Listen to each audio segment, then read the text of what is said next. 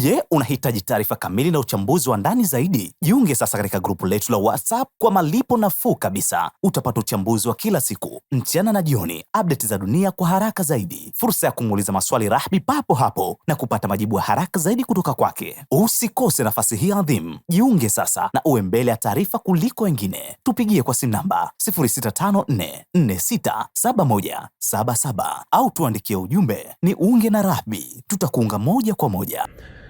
Mambo mengi tunayoyajadili hivi sasa naweza kusema tulianza nayo mwanzo wa mwaka, kwa sababu kama kadhia ya Irani tulitoka nayo kabisa, tukaanza nayo mwaka. Kuanzia Januari tuko tunajadili Irani kuja Februari kukazuka vita hasa. Kwa hiyo hii tumetoka nayo. Kuna matukio mengi yametokea, kuuawa kwa kiongozi wa Irani, lakini kuuawa pia majenerali kadhaa, na mabadiliko mengi ambayo yametokea katika nusu ya mwaka huu.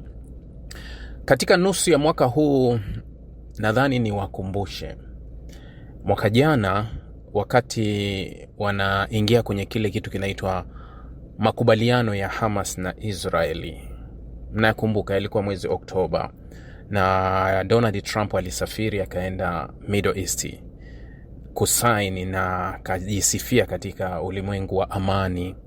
Kuna kauli niliwahi kuizungumza wakati hata andiko langu nadhani linaweza kuwa limebaki ndani ya YouTube. Kuna maandiko ambayo nimewahi kuyazungumza. Hili andiko niliwahi kuambia hivi: ikiwa Donald Trump bado atabaki kuwa kwenye ofisi ya Oval, au naweza kuambia Donald Trump akibaki kuwa ni rais pale ikulu ya White House, tutegemee miaka mitatu ulimwengu wenye vurugu sana. Nililizungumza kabla hata ya mzozo wa Iran. Nilisema kuwa dunia haitopata utulivu mbele ya Donald Trump, na nilizitoa sababu kubwa nilizozitoa ni kuwa, unajua, Wazayuni wanakusanya 0.001 labda au 2 ya population ya dunia. Wayahudi wako takriban milioni 16 toto namba. Wayahudi nazungumzia. Unajua Wayahudi wamegawika, ndani yake kuna Wazayuni. So unapozungumza Wazayuni hawafiki nusu ya Wayahudi. Wayahudi wengi hawakubaliani na kile kinachofanywa na serikali ya Israel, na hili huwa ninawaambia kuwa msifumbe macho, nendeni Marekani, angalieni harakati kubwa zinazofanya Marekani ambazo zinakusanya maandamano makubwa ndani ya Marekani. Ni harakati za kina nani? Ni za Wayahudi. Wanaopinga Israel ni Wayahudi. Hata Ulaya, jamii kubwa zilizopo ambazo zinapinga kule Uingereza ni jamii za Wayahudi wenyewe, kuwa hawataki kuoanisha kati ya Uzayuni na Uyahudi. Sasa ukichukua population ya hii milioni 16 ambao zaidi wanaishi Marekani, naweza nikasema kuwa Marekani kuna zaidi ya 40% ya Wayahudi wote wanaishi Marekani kati ya hao milioni 16. Ukichukua population ya Israel iko 10 million ambayo 20% ni Waarabu, kwa unabaki kama milioni 8 ndio unakusanya sasa jamii zingine za huku na huku. Wayahudi wanabaki kati ya milioni 6 na wengine walio Marekani. Kwa hiyo ni kati ya milioni 12 na 14 population ya Wayahudi duniani. Lakini wanakuambia 99.9 ya matatizo yanayoikabili dunia kuna mikono yao. Ukitaka kufuatilia hivi vitu in details, ukiwa kwenye group la kule Rahby Chat, nadhani kuna vichwa viko kule huwa vinatibuana kweli kweli. Mimi mwenyewe huwa ninakaa tunawasoma, kwa sababu watu wana details kule hata mimi sina, na mimi nimekaa lile kama darasa langu. Paris na mwenzake Salim na wengine huko waliopo, mnawajua nyinyi wenyewe mliopo kwenye group la chat. Utapewa ushahidi, yani sio unapewa na ushahidi. Yani wanapokuambia kitu fulani kilitokea hapa, unapewa sasa mnyororo ulipoanzia. Mnyororo huu ulianza mwaka huu ukatiririka ukaja mpaka hapa. Kwa hiyo ukitazama matatizo makubwa yanayoikabili dunia kwa hivi sasa, mengi yamepikwa na Uzayuni. Na tu Yahudi, Wazayuni wamepika haya matatizo ambayo tunakabiliana. Kwa hiyo niliposema kuwa ikiwa Donald Trump bado yuko ikulu ya White House, tutashuhudia ulimwengu wenye matatizo yasiyokuisha mpaka siku atakuja kuondoka. Kwa sababu niliwaambia Trump ni fursa. Mgeni njoo wenyeji wapone, ndio unaweza ukaichukulia hiyo. Ulishakutana na mgeni ametoka, alikuwa kwenu pale au mnafahamiana kiasi fulani. Sasa ima ana nafasi ya maamuzi, ana nafasi ya kifedha, ana nafasi yoyote ambayo imekuwa ni bora sana. Sasa karudi kwako. Halafu mgeni ule, unajua mgeni, sifa ya mgeni ni anaondoka, sio kuwa anakaa moja kwa moja. Kwa hiyo unaitumia fursa ya ugeni wake. Yaani nafasi wakati yupo, utampitisha sehemu, hakikishe kuwa mpaka akiondoka angalau wewe katika yale malengo yako umeyatimiza kwa kiwango kikubwa. Nilisema Donald Trump ilikuwa ni fursa kubwa kwa mgogoro wa Urusi na Ukraini kwa Urusi. Urusi watamtumia Donald Trump kama fursa, mliyaona yale, zaidi ya wazungu kuingilia kati. Trump alishatembea nje ya reli. Hakuwa akitoa suluhu ya uhakika hata kwenye mgogoro wa Urusi na Ukraini. Tayari alishatembea nje. Mgogoro wa Kongo na Rwanda mmeona kilichotokea, katembea nje ya beat kabisa. Swala la Gaza na Israeli katembea nje ya beat kabisa, nje ya reli, hakutembea kwenye usawa. Hata swala la Iran anatembea nje. Shida ni moja tu, kuwa haya yote alitembea nje katika maslahi ya washirika wake, lakini mara hii anatembea nje katika kujiumiza yeye na washirika wake. Ndio tofauti iliyopo. Pale unaposikia milio inatoka sehemu, fahamu kuwa kuna maumivu yameelekea hapo. Yaani wewe ukitaka kujua kuwa ni kweli, juzi alikuwa anaongea na vyombo vya habari Donald Trump. Katika kauli zake amerudia yale tu, kuwa tumeshinda kijeshi, tumewashinda na tutaendelea kushinda, sijui na nini. Kaongea mambo mengi ambayo huwa kawaida huwa anayazungumza. Hayo ni ya kuzungumza kwenye vyombo vya habari, lakini uhalisia unabaki kwenye lile andiko nilikusomea jana la yule kanali wa IDF. Anasema kuwa si mjinga Donald Trump anayeona hayo, sio mjinga. Anaona kuwa hamna njia nyingine, hakuna njia nyingine yenye amani au yenye salama ambayo inaweza ikatumaliza kwenye hili. Japokuwa anajua kabisa kuwa kuna shida kwenye haya makubaliano, kama wanavyosaini makubaliano mengine ambapo nchi zingine zenyewe zilisaini makubaliano zikifahamu kabisa kuwa tunasaini haya makubaliano lakini yana shida kwetu, lakini angalau tupate chochote. Angalau nilisema wakati ule wa makubaliano yaliyotokea Kongo, na nikalieleza kwa nadharia yake, makubaliano yalikuwa hayana haki. Lakini ukirudi nyuma kidogo, niliwahi kutoa pendekezo langu la mashariki wa Kongo, nikasema kuwa Wakongo hawataki chochote, hasa mashariki kule, wanataka amani tu. Ni wakati sasa wa kuamua tupate amani, tujisalimishe sehemu fulani, kwa sababu tayari nguvu ya nje imeshawadhibiti. Yaani nguvu inayotoka nje imeshawazidia, hawana uwezo wa kupambana na nguvu kutoka nje. Mashariki niliwahi kusema hivyo. Na hii niliwahi kurudi nyuma kabisa nikawaambia kuwa ukitaka kutazama jicho kwa nini Kongo imefikia hapo. Unajua Kongo imekuwa ikilaumiwa kwa nini nchi kubwa, wao wamekaa wanacheza muziki tu, wanajua kucheza mpira, wako Ulaya na nini, lakini kwa nini hawana jeshi? Yaani wanazidiwa na nchi kama Rwanda. Baba, mengi unakuwa huyajui tu. Wakati wa uvamizi wa mwanzo wa miaka ya 90 ambao ndio ulipelekea mgogoro mkubwa ukaenda kumuondoa Mobutu Sese Seko, katika vile vita ambavyo nchi kadhaa ziliingilia ikiwemo Rwanda, Uganda, Angola, ziliingilia ule mgogoro wa ndani, huwezi kuamini maamuzi ya Baraza la Usalama wa Umoja wa Mataifa yaliwatia hatiani karibu wote kuwa walihusika kwenye mauaji ya halaiki ya watu. Na inaweza kusema punishment, yani ile adhabu adhabu ilipelekwa kwa Kongo peke yake. Kongo ndio alifungiwa jeshi lake kununua silaha, kuuziwa silaha. Hawa watu huwa hawafanyi mambo kwa bahati mbaya. Hawafanyi mambo kwa bahati mbaya. Yaani Kongo, yeye kavamiwa, kaibiwa nyumba yake, kadhulumiwa. Waliomdhulumu wote, wamekutwa na hatia wote. Halafu yeye ndio anaambiwa kuwa wewe ndio hauruhusiwi tena kumiliki silaha, yani asijilinde tena. Halafu wale maadui zake, hakuna nchi iliwekewa vikwazo. Kongo imeondolewa vikwazo juzi hapa 2022 mwezi Disemba. Yani unasema 2023, 2024 ndio wameanza kujipanga. Na wakati tu huyu Rais Tshisekedi anapofikiria kuanza kuboresha jeshi la Kongo, kuanza kununua silaha, alianza kununua ndege za China, kanunua silaha zingine kutoka sijui Pakistan na wapi. Alianza kununua silaha. Walivyohisi kuwa anakwenda kuboresha uwezo wa jeshi la Kongo, wakaswitch kabla hajawa imara nchi ivurugike. Wahini mkachukue maeneo kabla hajawa imara. Vita hizi duniani zinatengenezwa sehemu. Nilishawahi kuambia kuwa nyinyi piganeni mtavyoweza kupigana. Yani piganeni hata mtu mmoja asiweze kutoka nje, iwe mabomu juu ya mabomu.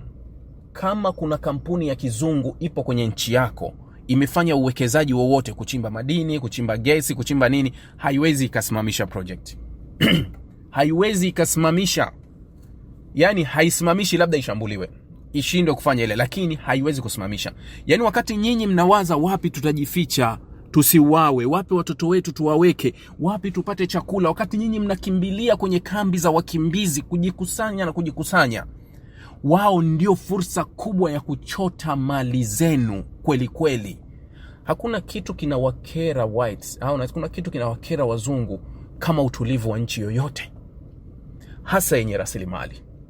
Nchi inapokuwa na rasilimali na inaonyesha kuwa ina utulivu, ni kitu ambacho kinawakera sana.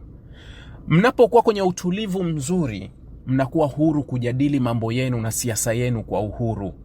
Mtajadili keki yenu ya taifa inakataje, yani tunaikata vipi keki. Mtajadili kila kinachotoka, kwa nini kinatoka, kwa nini kisitofikia hapa, kwa sababu mnao huo muda wa kujadili. Lakini pale tunapowaletea vurugu na machafuko kwenye nchi yenu, na nchi zinakuwa kwenye vurugu, nani anawaza siasa? Muda wote mnawaza wapi watoto wenu muwafiche ili makombora yasifike. Muda wote mnawaza wapi tutazungumza kuhusu amani. Muda wote ndicho wanachokitaka. Nilishawahi kuambia hivi, kuna kasuku wetu ambao wao wamejinasibisha kama wanaitwa wanaharakati, ambao utawasikia wanazungumza kuhusu human rights, haki za binadamu na nini, na hizo haki wao wanazitazama kwenye nchi zao tu wanazotoka. Hawajawahi kuzimention kwenye nchi ambazo zinawatuma kutazama hizo haki za binadamu. Imekuwa kama kinga ya wale kufikisha wanawafi kwao. Mbona hakuna hizo haki za binadamu ambazo unazozungumza, lakini zinasukumwa sana upande wa pili? Hatukatai, haki za binadamu ni muhimu sana, lakini kunasibisha hiki kitu na kuwa eti kwa watu fulani ndio wanatutakia. Wazungu hawajawahi kuwaona dunia nyingine yoyote kuwa ni binadamu. Hawajawahi kuwaona katika nadharia hiyo. Wanawaona kama nyinyi ni rasilimali ambazo tunaweza tukazitumia. Ndio maana tunatumika kwenye vitu vingi. Tutaletewa maradhi, hakuna chanjo. Hivi chanjo ya malaria toka tunakuwa miaka na miaka, leo juzi wanasikia chanjo imeanza kupatikana. Nani anashindwa? Yani wana uwezo wa kutafuta chanjo kubwa, chanjo ya malaria ambayo inatibika kwa vidonge vimejaa kwenye, kwa sababu ni project kubwa yao. Yani ni biashara kubwa. Leo hii wakitoa chanjo, makampuni yanayotengeneza dawa za malaria ambao soko lao kubwa liko Afrika, wapeleke wapi? Wafunge yale makampuni. Yani kuna vitu ni vyepesi sana kuvisoma. Niliwahi kuambia kuwa uchumi mkubwa wa Marekani ni uchumi unaoendeshwa pia kwa mauzo makubwa ya silaha duniani. Mauzo makubwa ya silaha duniani.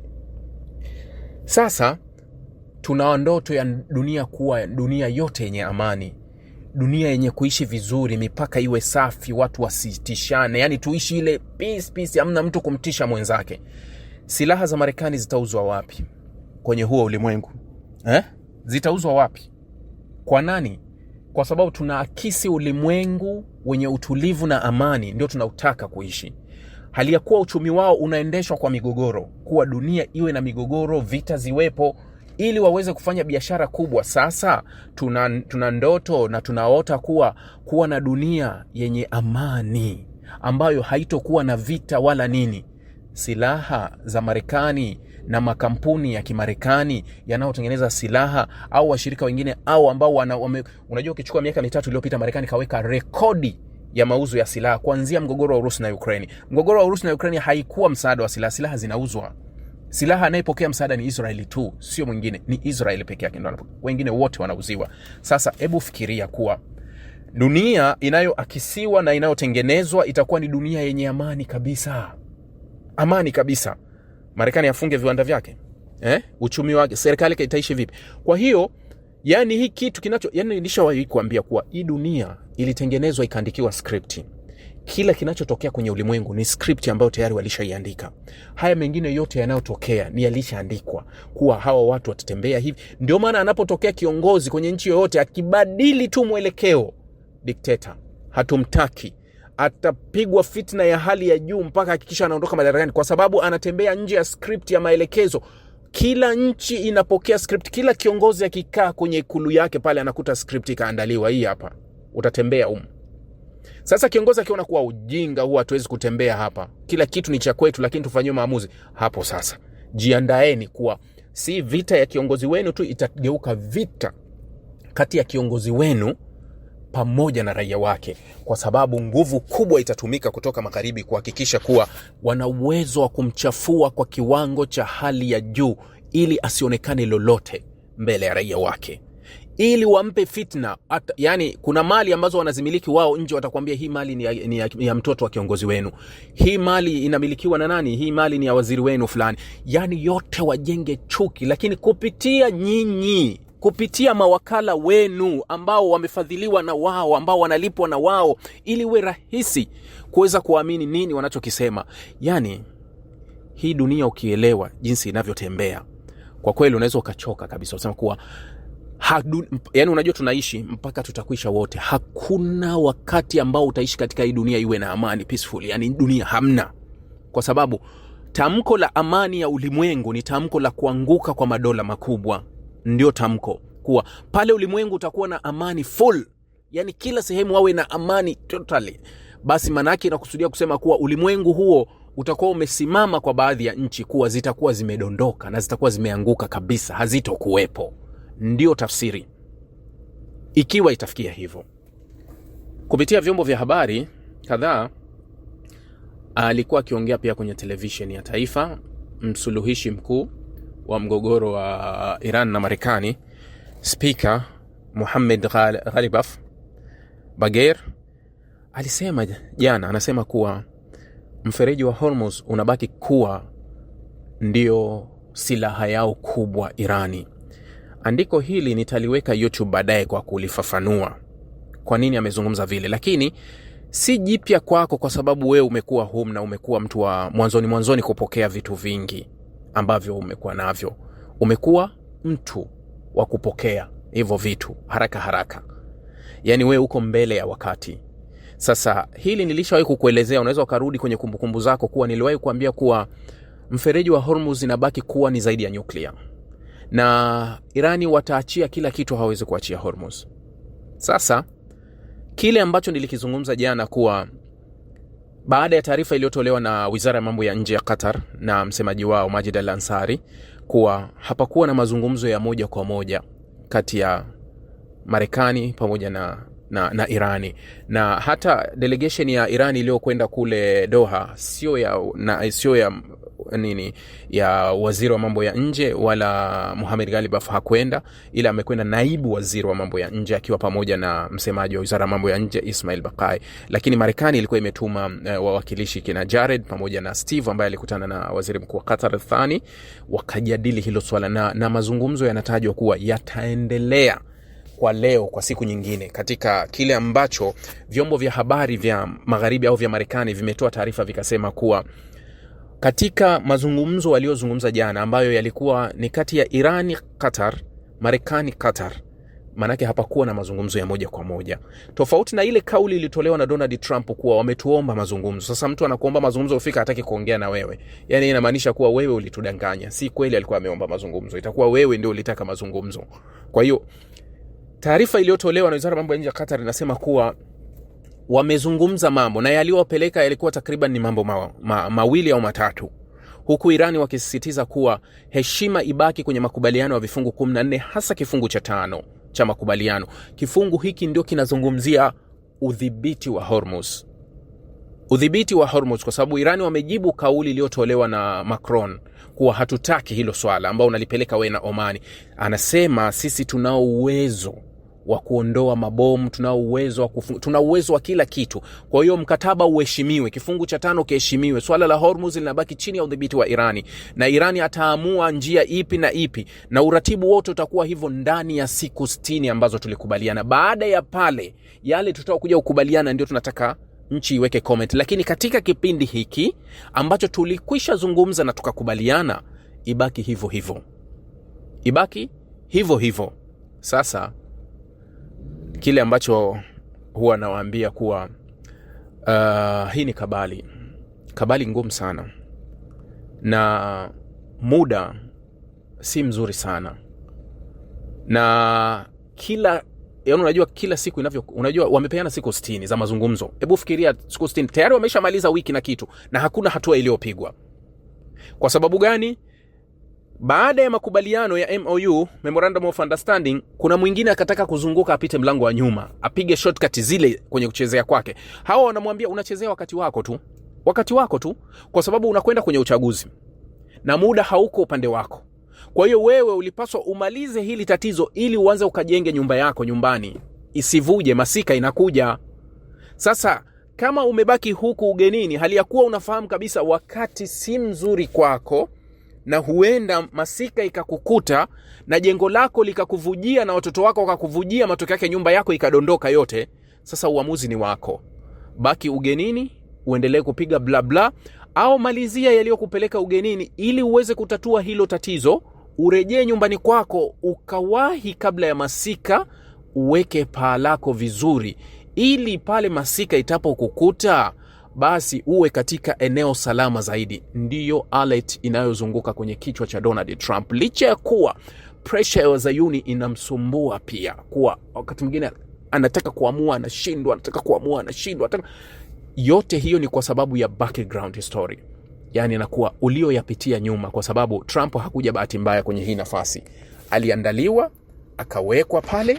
Ndio maana unaona kuwa wanamuendesha kama mwanasesere hivi sasa, kwa sababu tulisha kuandaa, tulisha kublackmail vya kutosha, halafu tukakupeleka sehemu. Kama tumekupeleka sehemu bila kujua, wewe ukaona kuwa ni power yako, hujui sasa umefika kwenye kile kiti, wanakukumbusha baba, sisi ndio tumekuweka hapo na utafanya hiki na hiki na hiki na hiki. Ukikataa, unakumbuka hii issue ulifanya? Unakumbuka baki. Sasa hii issue wewe inakufunga. Huwezi kuresign ulipo hapo useme kuwa najiuzulu, huwezi. Unatakiwa utake action na ututumikie. Kujiuzulu kwako itakuwa ni matokeo ya sisi kukupeleka ambao hutakuwa na kinga. Utafungwa, utaishia gerezani maisha yako yote.